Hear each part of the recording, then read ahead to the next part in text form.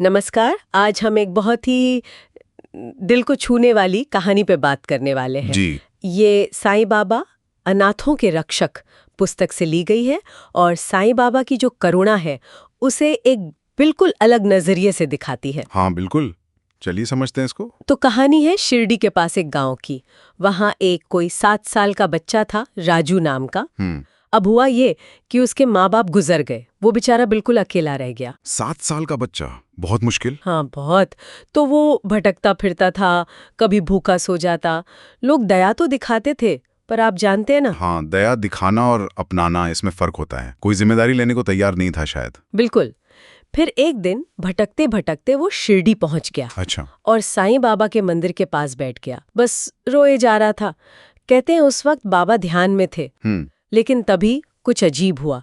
बाबा ने एकदम से आंखें खोली, ध्यान से बाहर आ गए। हाँ, और कहा जिसका कोई नहीं उसका बाबा है। सोचिए जरा ये शब्द। कमाल है, सीधा बच्चे की तरफ इशारा। हाँ।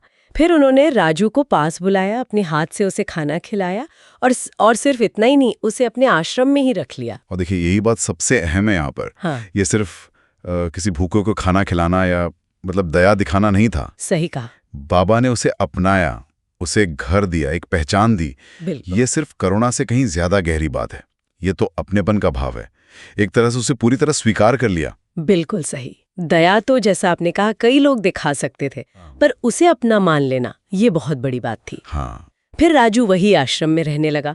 उसे रोज खाना मिलता, प्यार मिलता और सबसे जरूरी जीने की सही राह भी मिली, एक दिशा मिली। संस्कार मिले होंगे। हाँ, तो धीरे धीरे वो बड़ा हुआ और बाबा का बहुत पक्का भक्त बन गया। जाहिर सी बात है। लेकिन लोगों के मन में सवाल तो आया ही होगा कि भाई बाबा ने इस अनाथ बच्चे को ऐसे क्यों अपना लिया, क्या वजह थी? हाँ बिल्कुल।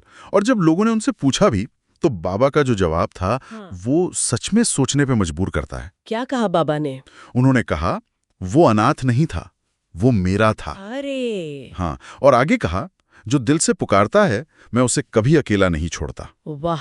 ये जवाब देखिए, ये सांसारिक रिश्तों की जो हमारी समझ है ना, उससे कहीं आगे ले जाता है। हाँ बिल्कुल। ये एक गहरे आध्यात्मिक जुड़ाव की तरफ इशारा कर रहा है, जहां पुकारने वाले और सुनने वाले का रिश्ता वो खून के रिश्तों से भी शायद ज्यादा मजबूत हो सकता है। कमाल है। मतलब बाबा के लिए वो बच्चा कभी पराया था ही नहीं, वो तो उनका ही था। बिल्कुल। तो इस कहानी से जो मुख्य बात निकल कर आती है वो शायद यही है कि साईं बाबा को उन सब का रक्षक माना जाता है जिनका दुनिया में कोई सहारा नहीं होता। हाँ, एक तरह से वो बेसहारा लोगों के सहारे हैं।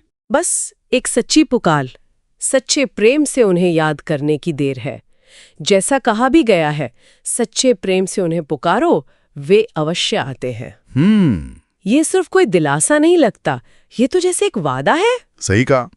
और ये कहानी हमें एक और मतलब गहरे सवाल पर भी ले जाती है। किस तरह के सवाल पे? कि असल में ये सहारा या अपनापन चीज क्या है?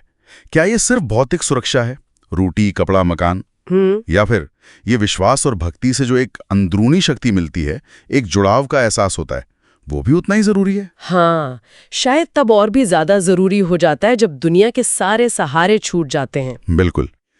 क्या वो आंतरिक जुड़ाव ही असल सहारा है? इस पर विचार किया जा सकता है। हाँ, ये सोचने वाली बात है। अगर आप भी साईं बाबा पर विश्वास रखते हैं और रोजाना उनकी ऐसी चमत्कारी कहानियां सुनना चाहते हैं तो अभी हमारे चैनल को सब्सक्राइब करें और बेल आइकन दबाएं। आपका एक क्लिक साईं बाबा का नाम दुनिया तक पहुंचाने में मदद करेगा। ओम साईं राम लिखकर कमेंट करें अगर आप सच्चे भक्त हैं।